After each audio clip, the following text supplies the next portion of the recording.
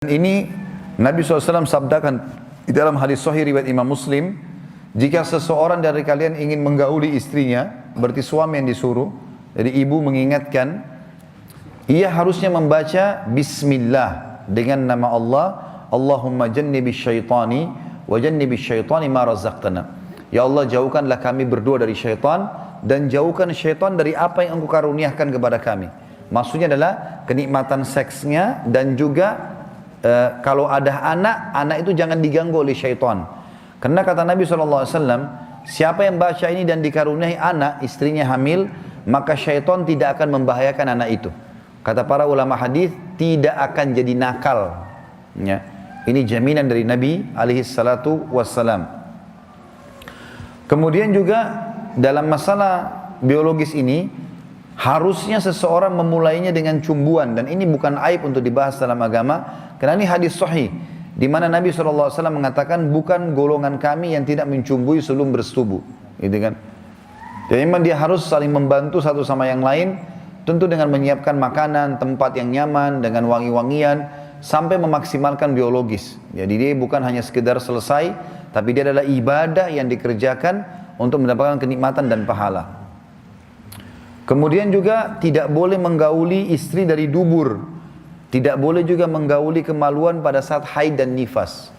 Sesuai dengan sabda Nabi SAW hadis sahih riwayat Ahmad, Abu Dawud dan Nasai, terlaknat, artinya diangkat berkah hidupnya, siapapun yang menggauli istrinya melalui dubur. Dan mohon maaf Bapak Ibu sekalian, karena biasanya banyak orang di antara kita belajar biologis dari film porno. Ini nggak benar. Karena orang-orang non-muslim mengajarkan tata cara mereka, bukan tata cara kita. Dubur nggak boleh. Dan Bapak Ibu perlu tahu, penyakit HIV ditemukan pertama kali justru karena berasal dari kemaluan laki-laki yang tersentuh kepada dubur, ya. Dan ini penyakitnya dari situ. Tempat keluarnya tinja, bukan untuk menikmati biologis. Maka harus hati-hati. Di sini dilaknatnya, diangkat berkah hidupnya. Dalam hadis yang lain kata Nabi SAW, Allah tidak akan melihat siapapun suami yang menggauli istrinya dari duburnya. Juga dalam hadis yang lain, itu hadis sahih riwayat Ahmad Ibnu Majah. Hadis sahih yang lain juga hadis riwayat Tirmidzi, Ibnu Majah dan Abu Dawud, barang siapa yang menggauli istrinya yang sedang haid atau dari duburnya, juga mendatangi dan mempercayai dukun, sungguh ia telah kafir terhadap apa yang diturunkan kepada Muhammad sallallahu alaihi wasallam. Jadi kalau lagi haid, Bapak Ibu sekalian tidak boleh meletakkan kemaluan di kemaluan, karena itu berbahaya. Dan itu darah kotor. Allah menyebutkan dalam Al-Baqarah surah nomor 2 ayat 222, A'udzubillahi minasyaitonir yas'alunaka 'anil mahid qul huwa adzan fa'tazilun nisaa fil mahid. Ditanyakan kepada Muhammad tentang haid, katakan dia adalah kotoran, maka jauhilah wanita untuk digauli di kemaluannya pada saat haid.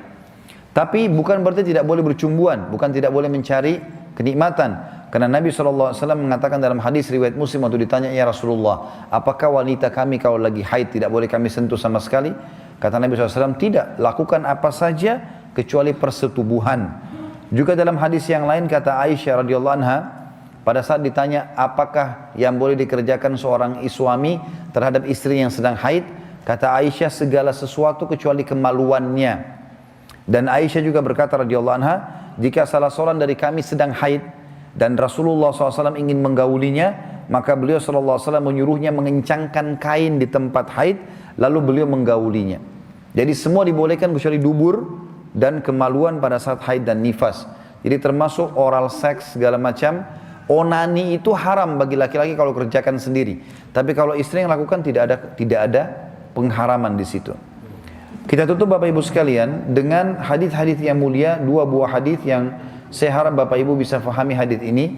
Yang kata Nabi SAW, hadis riwayat Muslim, manusia yang paling buruk kedudukannya di sisi Allah pada hari kiamat ialah orang yang atau suami istri yang berhubungan biologis, kemudian dia menggauli istrinya, istrinya pun mendatanginya, maksudnya bergaul dengan dia, kemudian mereka kedua menyebarkan ya rahasia pasangannya.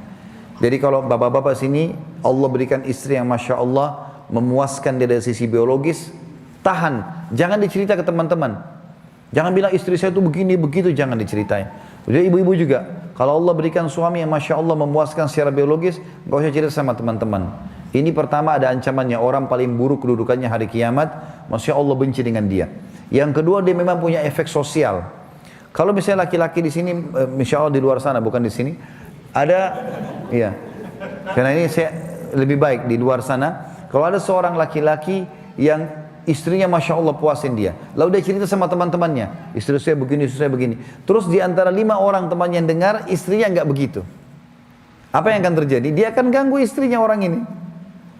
Dan itu banyak terjadi, rumah tangga rusak gara-gara si laki-laki ceritakan tentang istrinya, dia tidak sadar temannya menghubungi istrinya diam-diam. Dan istrinya kaget, kok bisa tahu rahasia saya, kok bisa tahu perempuan pakai perasaan, terbuka komunikasi, akhirnya cerai bisa nikah sama orang itu. Banyak terjadi. Begitu pula dengan perempuan, suami saya begini, suami saya begitu. Suami mereka teman-teman tidak begitu. Maka terfikirlah mereka untuk mengganggu suaminya orang ini. Jadi ada hikmah syar'i yang harus kita fahami. Yang terakhir Bapak Ibu sekalian adalah hadis Nabi SAW. Masih sama kasusnya ya. Kata Nabi SAW habis sholat subuh nih. Beliau angkat suara dengan keras dan ini penutupan bahasan kita. Mungkin kata Nabi SAW, seseorang dari kalian ya menceritakan apa yang ia lakukan dengan istrinya. Dan mungkin seorang perempuan di antara kalian, hai wanita di sab perempuan, menceritakan apa yang suaminya lakukan, apa yang dilakukan sama suaminya.